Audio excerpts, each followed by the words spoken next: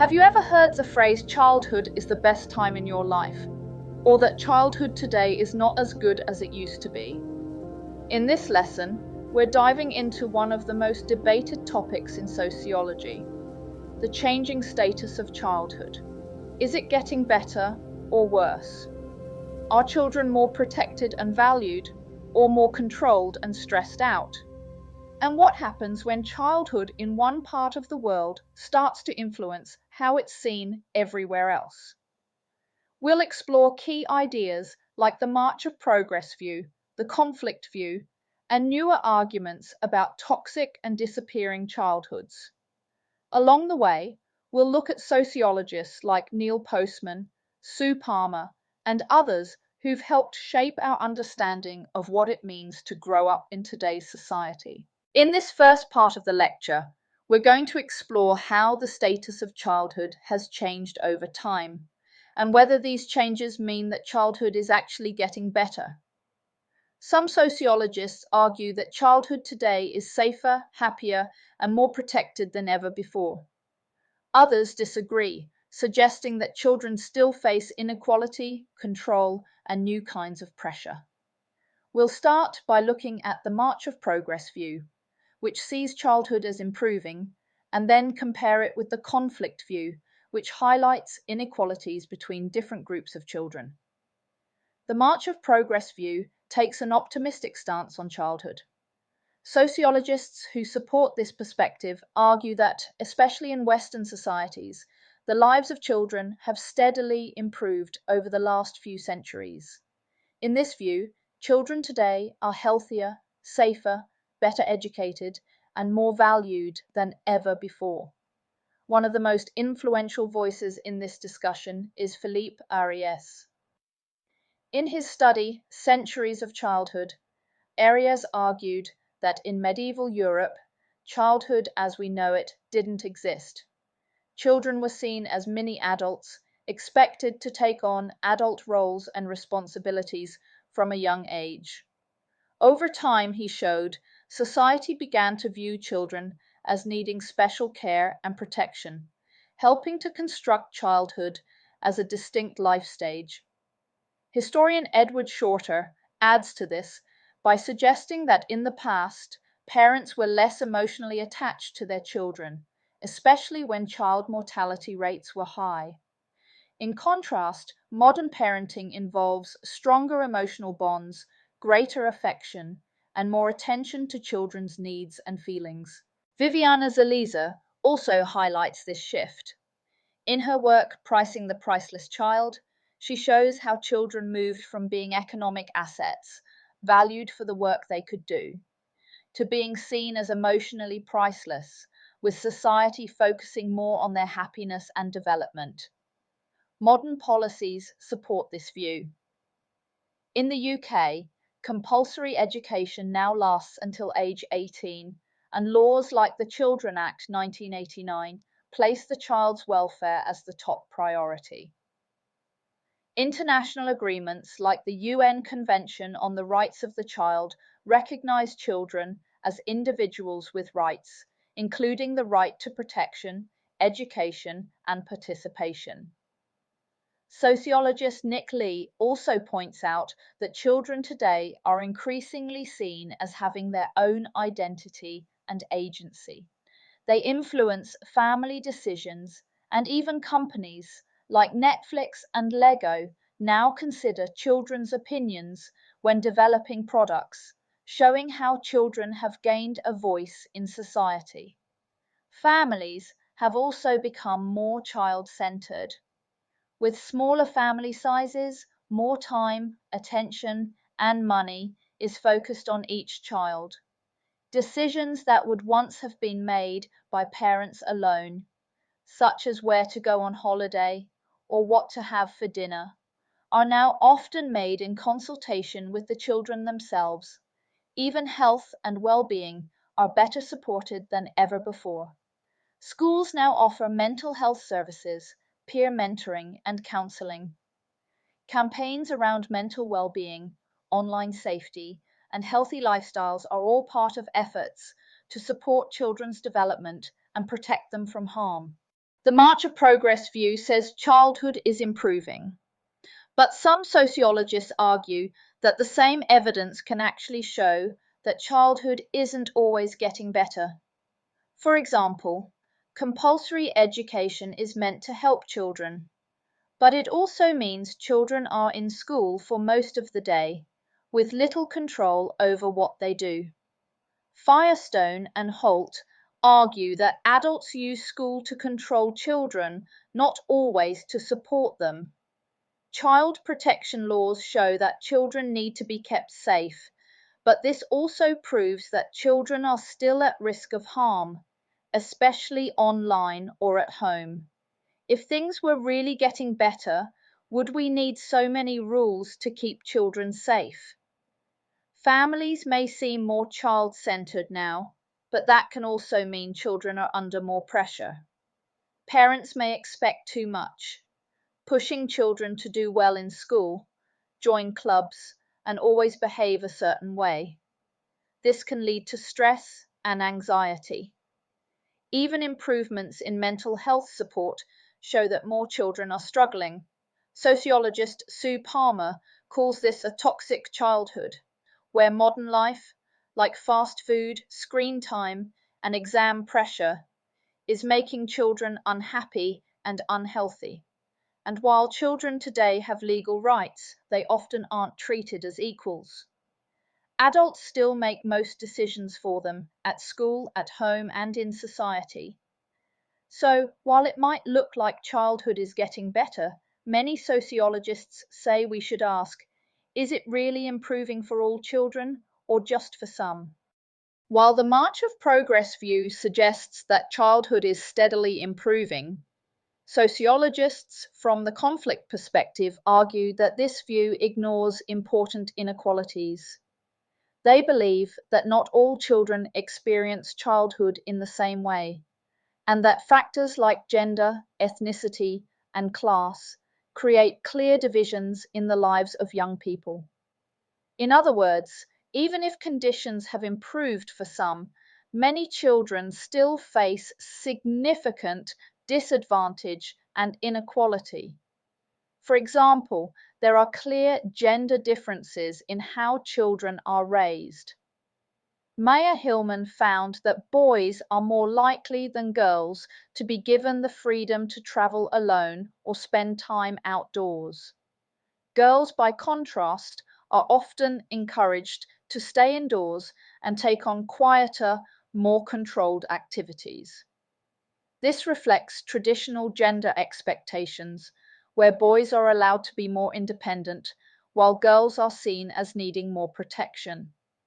Similarly, Bonker's research showed that girls, especially those in single-parent households, often do more domestic work than boys, even from a young age. Ethnicity also shapes the experience of childhood. Julia Brannan found that in some Asian families, girls are expected to take on adult responsibilities much earlier, partly due to cultural values like izzat or family honor. This means they may experience less freedom and more pressure to behave in ways that protect the family's reputation. Ghazala Bhatti also found that some ethnic minority children feel they are treated unfairly or stereotyped in school settings, which can limit their opportunities and affect their confidence. Class is another key factor. Sociologist Woodruff found that children from poorer families are more likely to experience poor physical health and are more often placed on child protection registers. Poverty limits access to nutritious food, safe housing, and educational opportunities. According to the Child Poverty Action Group, CPAG, over 4 million children in the UK currently live in poverty.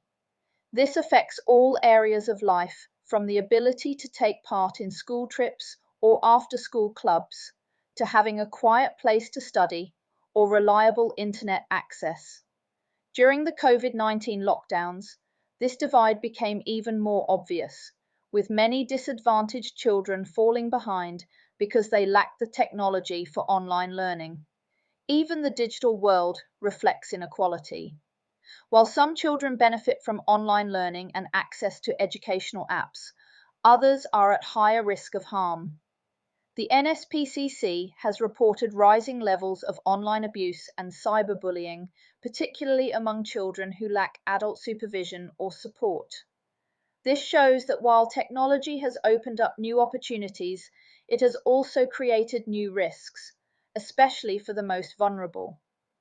Overall, the conflict view challenges the idea that childhood is universally improving. Instead, it shows that many children still face serious inequalities, and that improvements often benefit middle-class, white, and male children the most. So while society may claim to care more about children than ever before, this care is not shared equally.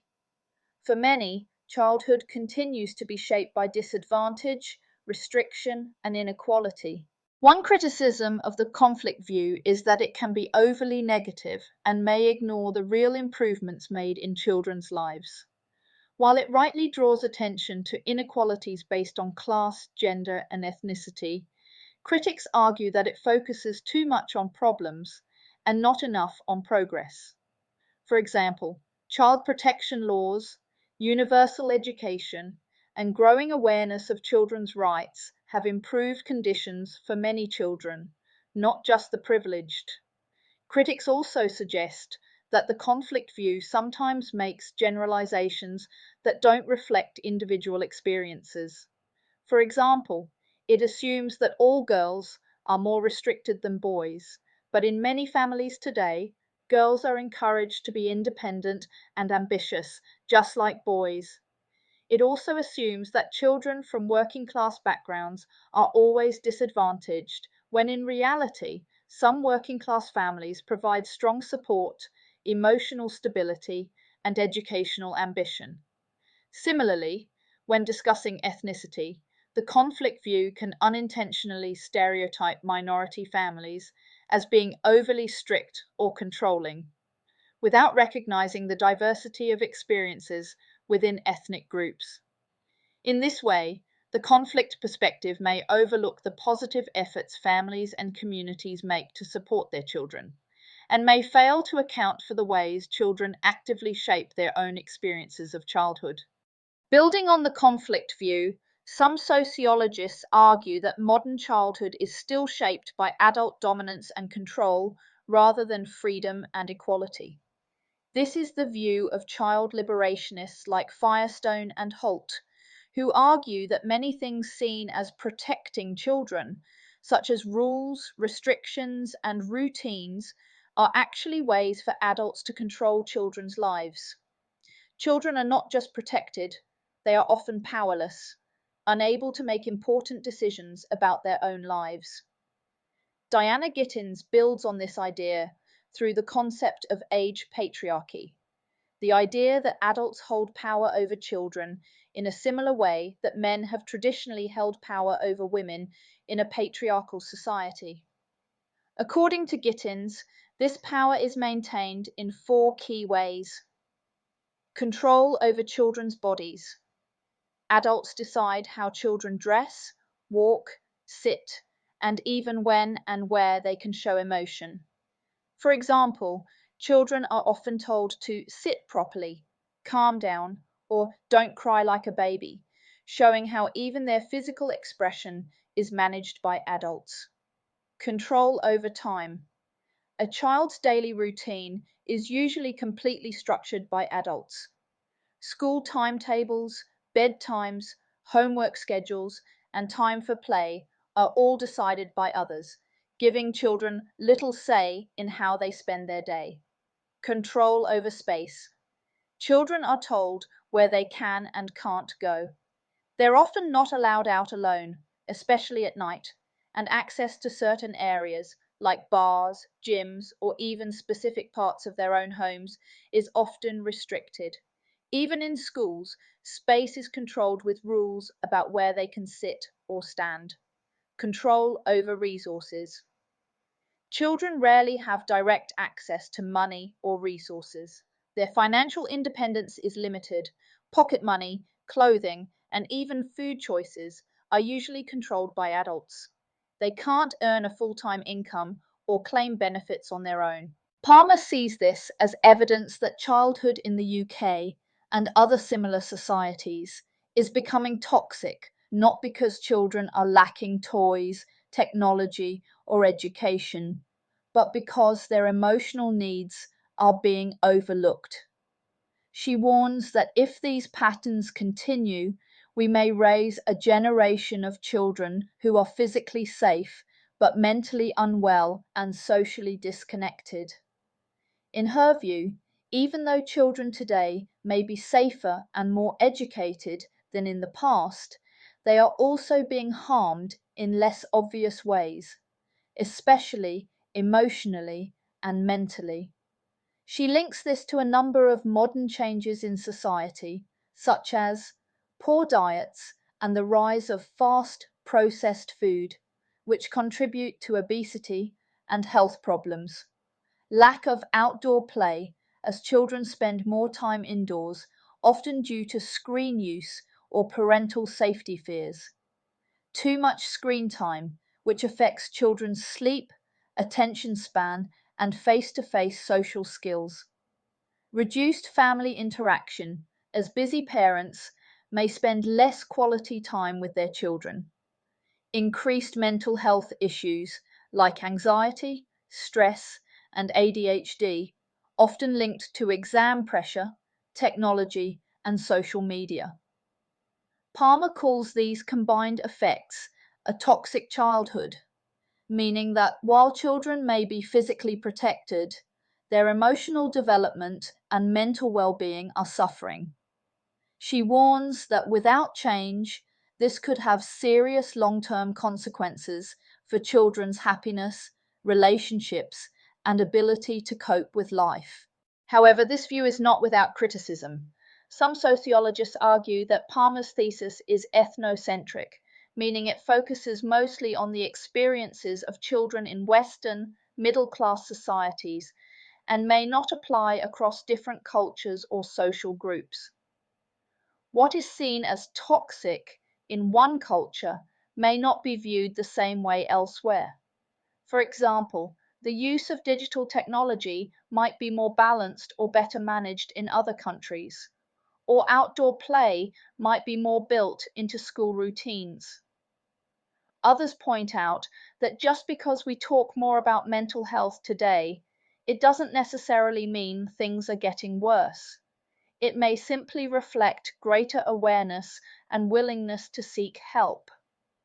In the past, children may have struggled in silence, whereas now they are more likely to be diagnosed and supported.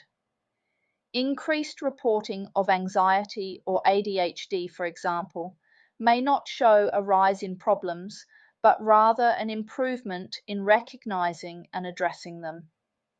In this way, the toxic childhood thesis raises important questions about the pressures children face in today's fast-paced, high-tech world. But sociologists remind us to be cautious about assuming all modern childhoods are harmful and to consider how different children experience these changes in different ways. Following the idea that childhood is becoming toxic, Neil Postman takes the argument a step further. He believes that childhood is not just under pressure, it's actually disappearing altogether. In his book, The Disappearance of Childhood, Postman argues that the boundary between childhood and adulthood is breaking down, mainly because of the rise of television, the internet, and social media. In the past, adult knowledge about sex, violence, death, money, and other serious topics was kept away from children through what he called an information hierarchy. Adults controlled what children could learn, especially because reading and literacy were required to access this knowledge.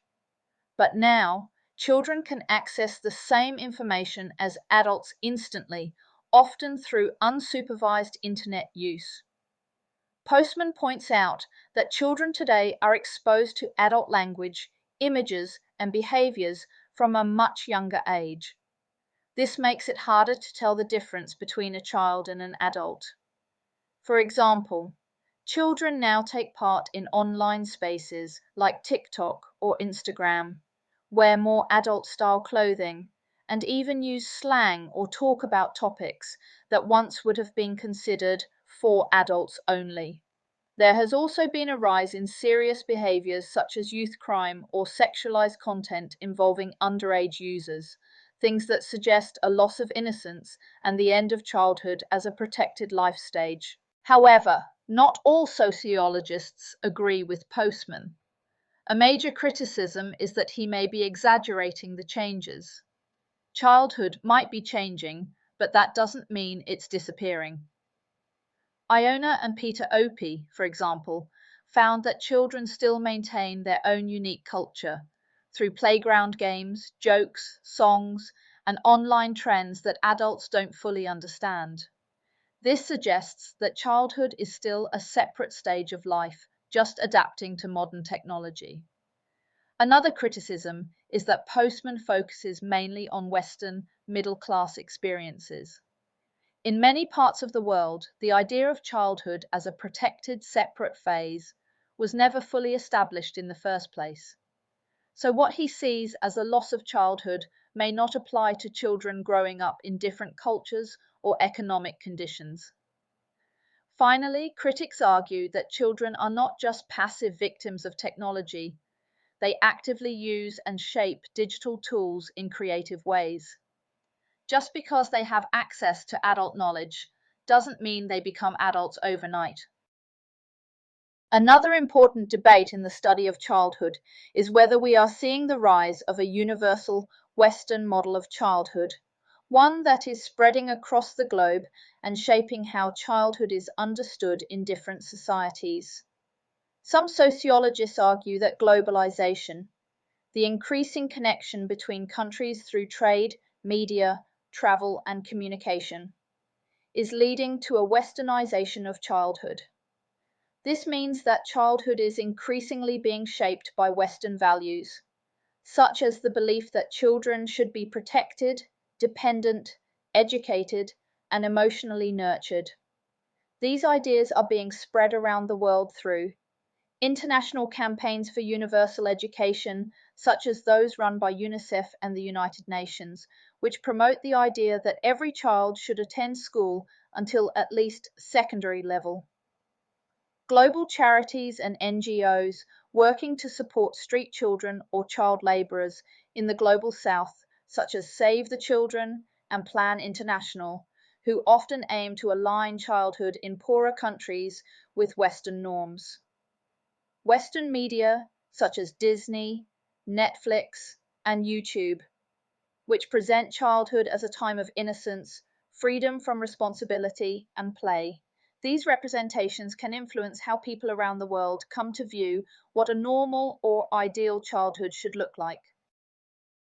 Hugh Cunningham points out that childhood is now one of the key symbols of modern human rights. International organizations use this global image of the child to promote equality, education, and protection. In many ways, this can be positive, leading to better opportunities, legal protection, and improved well-being for children in many parts of the world. However, there are important criticisms of this view. Some sociologists argue that the idea of a universal childhood is ethnocentric, meaning it is based on the values of Western societies and assumes these values should apply everywhere. This can lead to a one-size-fits-all model of childhood that ignores local traditions, economic conditions, and cultural beliefs.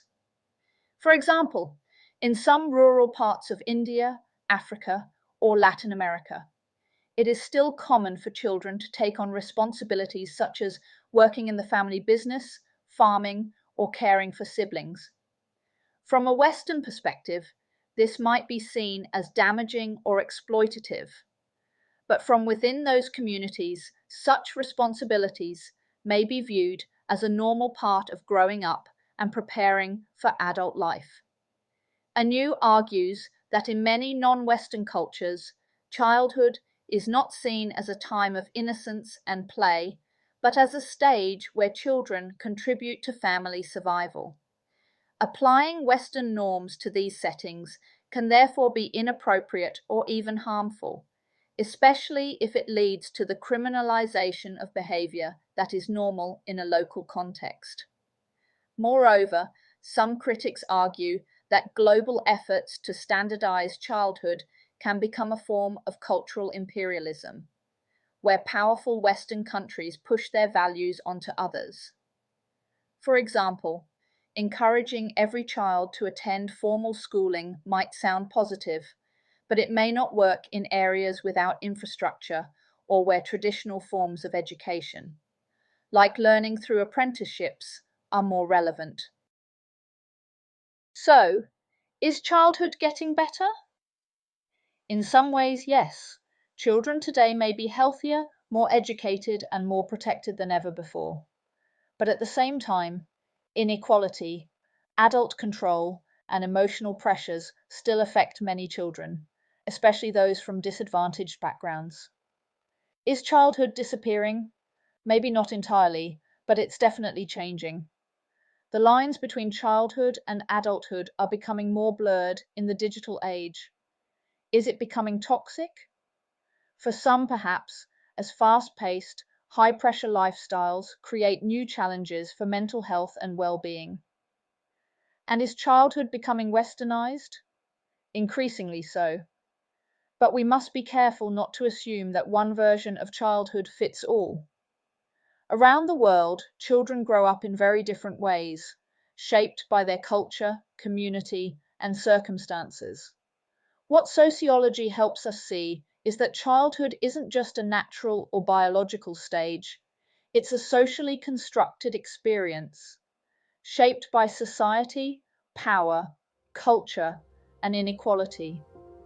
By studying these changes and different perspectives, we begin to understand that childhood is not fixed. It evolves, varies, and reflects the world we live in. And most importantly, it reminds us that how we treat children today will shape the society of tomorrow.